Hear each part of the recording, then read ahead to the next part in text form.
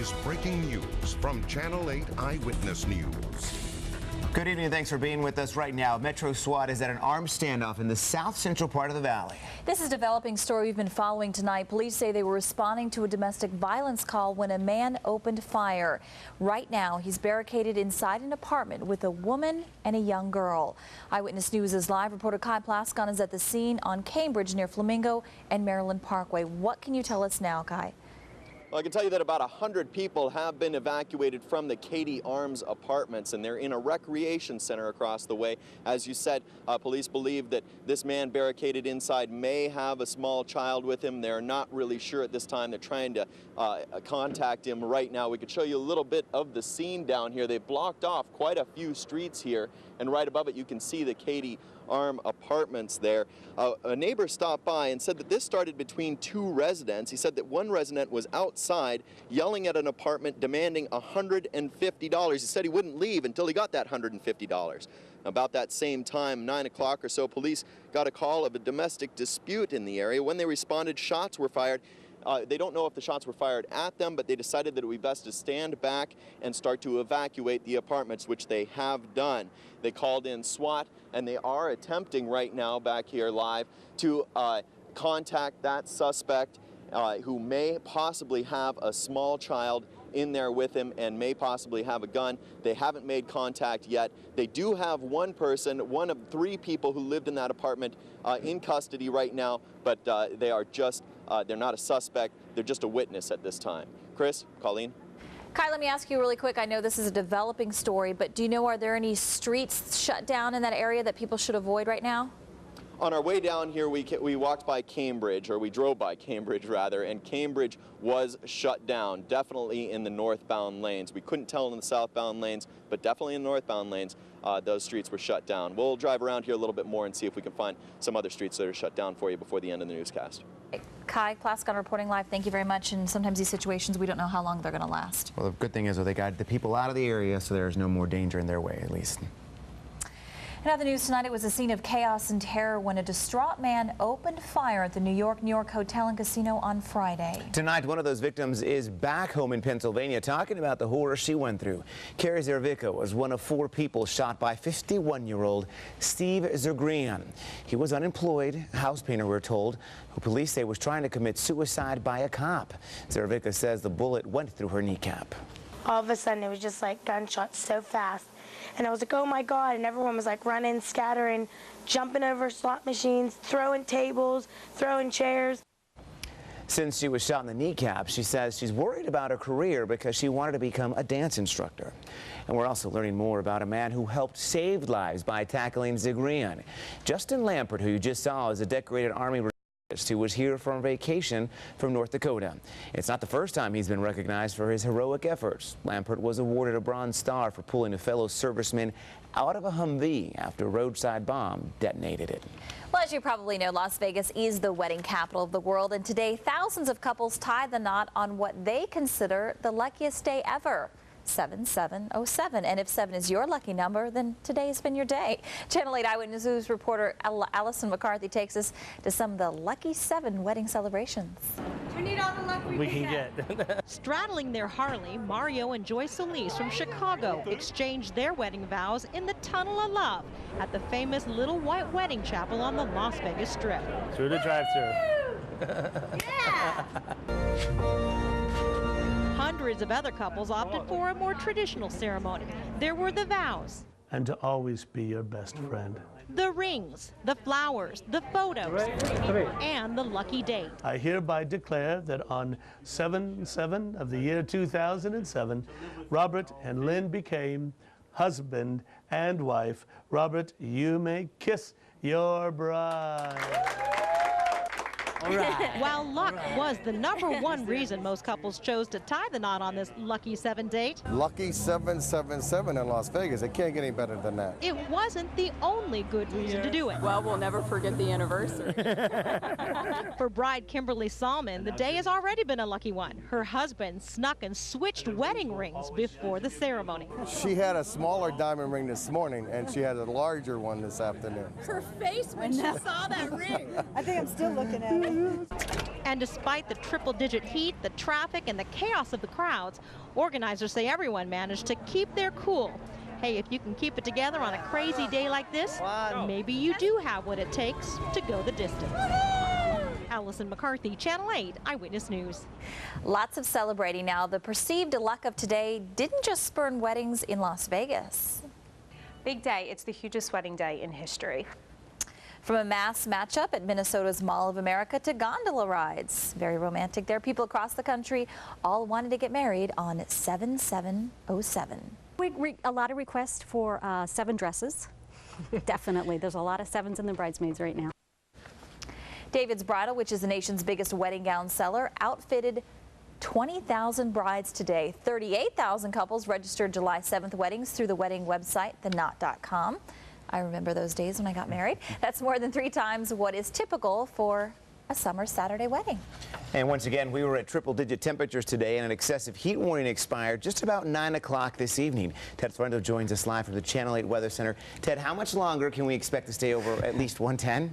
Just hang in there a couple more days. Temperatures are now sliding down. We think the next 2-3 days will still be in the 110s, and then back down to 105, maybe 106 degrees. Finally, still on the warm side, though. Here's a look right now at our weather headlines. A heat warning, like we talked about, now over at 9 p.m. Not going to see it tomorrow just because our temperatures are now around 111 degrees. Thunderstorms chances in the mountains, yeah, about a 20% chance. That'll be on Wednesday and Thursday. Could see a quick storm slide through here. We'll keep our fingers crossed because we really need the precipitation. Here's a quick look at this week. This past week, they were really stifling hot as far as the temperatures go. Thursday and Friday, we tied records for the hottest temps in Las Vegas ever. Our average high is 103 degrees. In fact, here's a quick look at your temps outside. Right now, upper 90s, some of us shy of 100 degrees, 105 at Lake Mead, 102 downriver down at Laughlin, and 90 out at Kingman. A quick look at your forecast again in just a few minutes right here on Channel 8, your neighborhood weather station. Chris. All right, thanks a lot, Ted. We may sound repetitive, but it's important that we let you know that these hot temperatures can quickly lead to heat stroke. Here are a few tips to help you stay safe during this dangerous weather. Drink plenty of liquids, especially water, regardless of your activity level. Also, don't wait until you get thirsty, and also stay indoors if possible. Go somewhere that has air conditioning. Wear lightweight, light-colored clothing. Former strip club owner Mike Ghilardi is behind bars tonight serving his 30-month prison sentence. Ghilardi turned himself in at the federal prison camp in Littleton, Colorado yesterday. The reduced sentence was part of a deal that Ghilardi struck in exchange for his testimony in the G-Sting political corruption trial. He admitted to bribing county commissioners in exchange for favorable votes on a no-touch ordinance. The former Clark County commissioners have already gone to prison in the case. A 4th is awaiting sentencing. If you plan to head east from Nevada, you could run into a few problems. That's because a large wildfire shut down I-15 in Utah for about a 100-mile stretch. Flames from the wildfire jumped the freeway and forced evacuations of nearby homes today.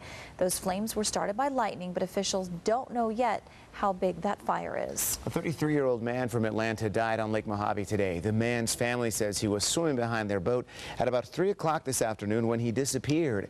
His body was found several hours later. The coroner will perform an autopsy to see if he drowned. It will be the 4th drowning and 15th fatality at Lake Mead Recreational Area this year so far.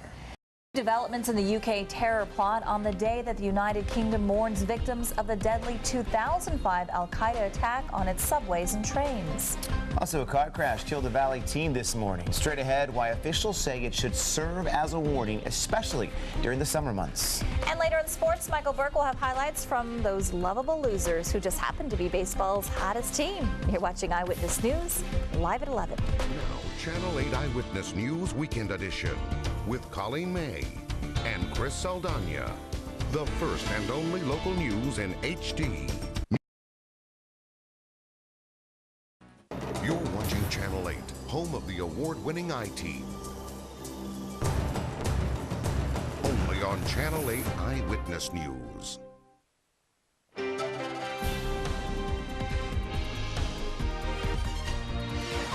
A teen killed in a car crash this morning is a reminder that more teens are killed driving during the summer than at any other time. At about 7 o'clock this morning, a 19-year-old ran into an embankment on Summerlin Parkway near Town Center Drive. The car flipped over, killing the driver. Trooper Kevin Honey with the Nevada Department of Public Safety says it's important teens remember the rules of the road. Now that it's summer, we've got more kids, more young people on the road. Please just ask that you drive defensively, be as safe as you can, slow down a little bit for us. Just keep in mind that there are a lot of people on the road. Trooper Honey says it's also important to check your tire pressure during the summer months because of the heat. This will also help prevent crashes. Colleen? 1 week after he allegedly crashed a bomb-filled Jeep into the Glasgow airport, 27-year-old Bilal Abdullah was charged with conspiring to cause those explosions. Abdullah is one of 8 suspects, 6 of whom are doctors believed to be involved in the UK-wide terror plot. British police say they will continue to hunt for any others who might be involved in this attack. Now, while officials piece together that terror plot, others are remembering the deadly terrorist attacks that struck London 2 years ago today. 52 people were killed. Britain's new Prime Minister joined victims' families in commemorating the bombings on London's subway and bus systems. No big memorial was planned, but the Prime Minister joined others at the site of one of the bombings. Most said they wouldn't let the attacks affect the way they live. I haven't changed how I lived. I don't feel threatened when I'm on the underground. I don't feel threatened in big crowds. I feel perfectly relaxed and I feel perfectly okay living in London. By not living your life, you're giving them joy or making them happy, really. Security was stepped up at several events across the country, including Wimbledon and the Live Earth concert. Speaking of the Live Earth concert, artists from across the world were performing all throughout the globe this weekend for a cause. We're going to take a look back at the concert and what effect it might actually have. And the blazing heat in the Southwest is turning deadly for people crossing borders illegally. That story is still ahead.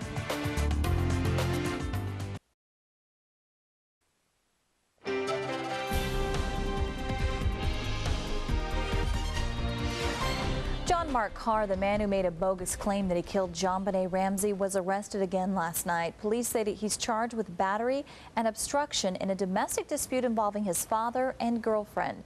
He was arrested in Atlanta. You may remember Carr was arrested last summer in Thailand after making a detailed and ultimately false confession to the 1996 murder of 6-year-old JonBenet Ramsey.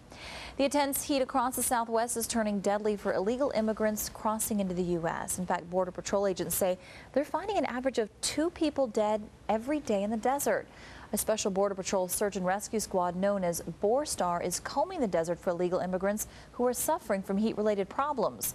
The latest victim was found yesterday near a small border town in Arizona. He'd been out in the desert for almost a week now, and you know, even the water that he drank, I'm not sure how clean it was, and sometimes that just kind of makes the situation worse. They start vomiting and kind of speeds along the process. One Borstar agent tells us that by the time they find most of the victims, they're extremely dehydrated and in very bad shape. Chris?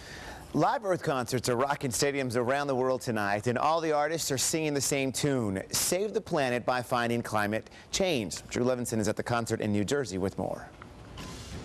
2 billion people plugged into the largest concert this Earth has ever seen, where star power illuminated the need to make the fight against global warming personal. Our actions from this day forward will help determine just what sort of future we pass on to our children and to their children.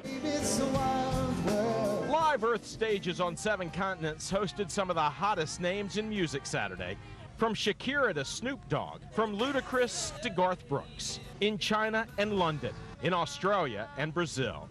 Even scientists in Antarctica, which has seen significant melting, picked up their instruments. Academy Award-winning activist Al Gore organized the worldwide event. I'm Al Gore. Appearing as a hologram in Japan and live in New Jersey and Washington, D.C., where he led the audience in a 7-point pledge. I pledge to take personal action to help solve the climate crisis by reducing my own CO2 pollution and offsetting the rest to become carbon neutral. But critics say the concerts with their power-sucking lights and amplifiers are anything but carbon neutral. And then there are the notorious jet-setting lifestyles of the musicians. Absolutely, I think I'm responsible, and so are you, and so is every single human, and we need to act immediately, and I'm trying to do my bit along the way. Organizers hope the energy spent will provide that jolt of awareness, not only to neutralize the largest music event ever, but to make the world a greener place. Drew Levinson, CBS News, East Rutherford, New Jersey. And as Drew just mentioned in his report, not everyone is calling Live Earth a rousing success. A British journalist calculated that the resources used to put on the show will cause 31,000 tons of carbon emissions. Monuments from all over the world were listed among the new 7 wonders of the world today. Brazil's Statue of Christ Redeemer, Peru's Machu Picchu, and Mexico's Chichen Itza Pyramid were recent additions. The Great Wall of China, Jordan's Pisa, and the Colosseum in Rome, and India's Taj Mahal stayed on that list. The sites were chosen by 100 million votes cast by people throughout the internet or by cell phone text messages. Colleen? 8 people had to be rescued after a sightseeing helicopter crashed in the Hudson River near Manhattan. Police say 2 Good Samaritans and private boats pulled all 8 people from the chopper out of the water. 3 people suffered minor injuries. Harbor police are now working to recover the helicopter from the crash site. Well, it was man versus beast in Spain, you could say. The Reign of the Bulls in Pamplona kicked off today. The traditional festival started yesterday, but this was the first morning the bulls were released. One person was gored in the back end and another suffered a shoulder injury. But overall, emergency workers say injuries were relatively light, mostly cuts and bruises. The last person to be killed during the Reign of the Bulls was an American, and that was back in 1995. Didn't you do that? I did do that. I was just about to mention that. And you know, it's so slick. Those cobblestone streets are really slick, so you might think you can run, but when you actually get started on it, it's a lot more challenging than you think. And you can't hide. You can't hide. They come after you, but it's a lot of fun. You know, the adrenaline gets going, and it's dangerous once you realize it. Once you're older, you think, wow, that could have been me. And the fear, getting gored. yeah. Yeah, but at the time, you don't realize it. You're young. And you get to sit here and talk about it. Yeah, but if I wouldn't have made it, I would be here. No kidding. You've probably noticed the hot temperatures are continuing. Who would have thought we would have considered 108 cooler? Yeah, I know, and we're actually looking forward to that, 108, 105, but will it be here? Ted Ferrando has your neighborhood weather forecast coming up.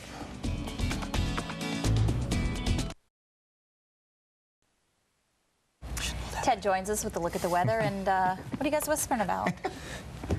Nothing big.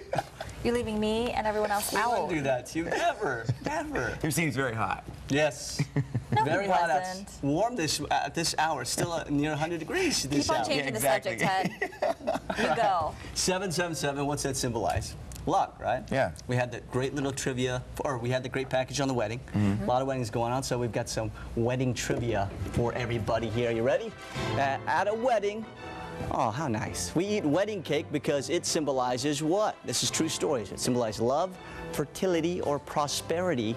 Your answer right after our 7-day forecast coming up in just a few minutes. All right, let's take a look at the latest numbers outside. Like we said, we're in the mid-90s. Some of us just shy of 100 degrees right now. 102, though, still at Lake Mead. College 95, 98, and 96 at Boulder City. Searchlight 91. I'm going to double check on Prump, but I'm guessing we're just about 95 degrees out there. Highs today, 1 for the northeast part of town, lower in elevation there, so temperatures were quite high today. Buffalo and Cheyenne, 110 degrees for those neighborhoods, and we got to 123 out of Death Valley by this afternoon, and 113 for Laughlin downriver. Now, we tied some records Thursday and Friday. Today, that was not the case. We're at 112, our official high for McCarran today. Our normal is 104 degrees, so you can see the big difference between our normal and our high. Even overnight low, 90 degrees overnight. It was a warm one tonight. We'll have much the same for this evening.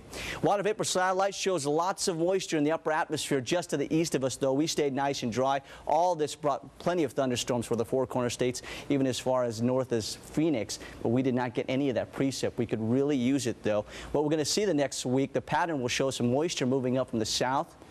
That gives us a chance of some thunderstorms Wednesday through Friday, but we think at this point, since there won't be a lot of moisture, most of it will really just be gusty winds Thursday and Friday. We could see some pretty good precipitation, though, as far as thunderstorms go in the upper elevations. We're talking Lincoln County and also Mount Charleston. So we'll keep our fingers crossed to see if we get any of that rainfall. Tonight, 85 degrees. It's going to be clear and warm. Notice the winds down just a little bit. We'll have a bit of a breeze for tomorrow, but now we're at 111 for your Sunday. Hot sunshine for tomorrow. The temperatures from here on out will begin to slide down. 111 for Sunday by 4 p.m., 104 by 9 p.m. By noon, it'll be 107 degrees. We've got a bit of a breeze, like we said, but it's going to be a warm one. And the next couple of days, we'll be back down to 107 degrees by the latter part of the week with a chance, just a very slight chance of thunderstorms and the upper terrain, like we said, under a mostly clear sky. All right, let's recap that trivia question. At a wedding, we eat wedding cake because it symbolizes love, fertility, or prosperity.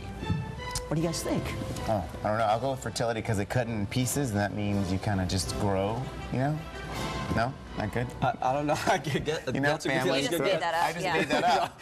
I was gonna say, it's fertility. I was going to say fertility, yeah. Fertility. Wow. It's I true. don't know if the whole cutting the cake No? grow thing. So you were right, but your rationale wasn't that good. Yeah. Okay. But you would have fooled me if you told me that stuff. I would have believed you. All right, we're moving on, I think, because they're telling us to do this. Wrap it up. 2 for the price of 1 today. We'll explain. Coming up next in sports, Las Vegas Kyle Busch had a chance to pull off a rare double in Daytona, but did a soon-to-be former teammate hurt his chances? Channel 8 Eyewitness News, back after this. Kyle Busch left his hometown Las Vegas Motor Speedway in a huff following Tuesday night's night of fire. His engine gave out halfway through the 70-lap main event. He obviously found a much better engine for today's twin bill in Daytona. Busch Series race early this morning. It was rained out on Friday, so they had a twin bill today. Controversial, but apparently legal move from Kyle as he goes to the grass as he's leaving pit row. And then he takes the lead with that move. His crew chief later told him to stay off the grass, and he did. On board now with David Ruderman, he slams into Steve Wallace in the number 66 car. Both finished for the race, both okay. Final lap, Kyle in the number 5 car, holding off Kevin Harvick, and he takes the checkered flag. His first of the season, Kyle Busch wins the Busch Winn-Dixie 250. So the nightcap was the Nextel Cup's Pepsi 400. Could Kyle pull off the rare exacta? He's neck and neck with Jamie McMurray in a dead sprint to the flag, and Kyle on the inside appeared to have the edge. Right at the line, but a near bump, and McMurray squeezes by. Check it out. That's McMurray on the outside by a nose. That's how close the Las Vegas native was to winning twice today. That close. Kyle Busch second at the Pepsi 400. Big brother Kurt was third. Points leader Jeff Gordon finished fifth. Busch blamed his soon-to-be former Hendricks teammate for not helping him push from behind, saying, "I guess the Hendricks bliss is over." No question about it. Meantime, the Dodgers took the field tonight knowing that a second straight loss to the Marlins would send them 2 games back with the Padres. San Diego won earlier in the day. Grady Little's team in an early hole. 7th inning, it's 3-1 Marlins when Dan Uggla sends a hot shot up the middle. 1 run is in, makes it a 4-1 Florida lead. Same inning, same score. Dodgers with their all-star backstop behind the plate. They try to get the throw down to first, but James Loney can't handle the throw. Another run is in, 5-1 Marlins, 7-1 the final. Dodgers now 2 games behind San Diego.